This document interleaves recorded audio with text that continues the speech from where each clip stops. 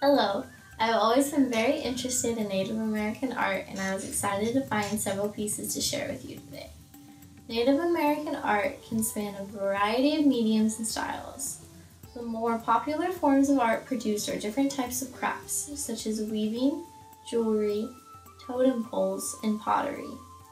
As a whole, you can see an overlying theme of nature in most all Native American arts. Many tribes believed in respecting and honoring Mother Nature, and culturally, the earth was accepted as the mother of all things, and therefore her importance is reflected throughout all of the art. Since the physical world is so highly regarded by many tribes, most all art contains a pattern, carving, or symbol of the natural world. This is apparent in the pieces I've chosen to share with you today. These pieces are actually belong to my mother, which she acquired after a visit to the Canyon de Chile in Arizona. This canyon is considered a national monument where many indigenous peoples have resided for a very long time, and it borders the Navajo or the Dene Nation. For those who don't know, the Navajo referred to themselves as the Dene, so that is how I will refer to them for the rest of this project.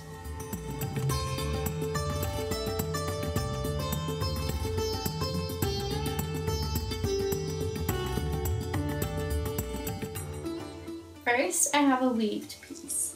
The Dene are extremely well known for their talent in weaving. Believed to have started sometime before the Spanish invasion, the cultural tradition of weaving has only grown with time.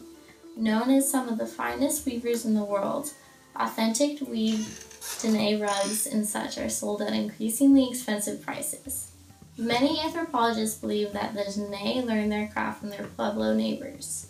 However, the Dene maintain that they were taught by the Spider Woman in the beginning. This piece was purchased from a trading post, and it has no known title of artist or artist. Nevertheless, we can still appreciate the hand-woven wool in this simplistic yet meaningful image. This symbol is known as the Tree of Life. According to a shop that sells similar pieces, the Dene Tree of Life symbol represents one of the best examples of how a foreign idea can be introduced into the realm of Dene art and be reformulated to work within Dene cultural expression. Originally, the birds represented the spirits of the dead. During the Christian era, the tree and the birds became a symbol of the crucifixion and the resurrection of Christ. In the Dene way of thinking, the tree became a stalk of corn growing from the sacred ceremonial basket, a symbol of life, and the birds represent abundance and balance in nature. The functionality of this piece is minimal. It is meant as a wall hanging where you can notice and appreciate the soft texture and the balance of saturated and neutral colors.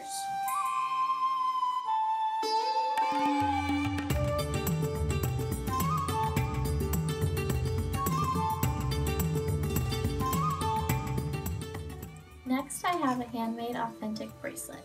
Right behind weaving, the Dene are well known for their jewelry making skills.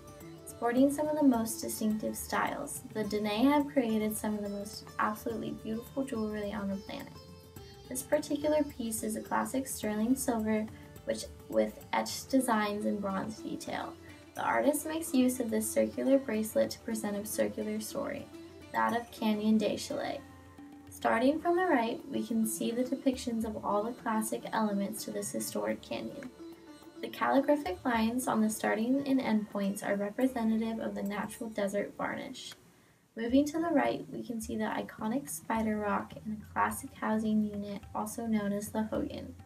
Next, we have the natural elements that are included, such as the sun, cottonwood tree, and the clouds. Finishing the rotation, there is a wagon and the depiction of the well-known White House ruins.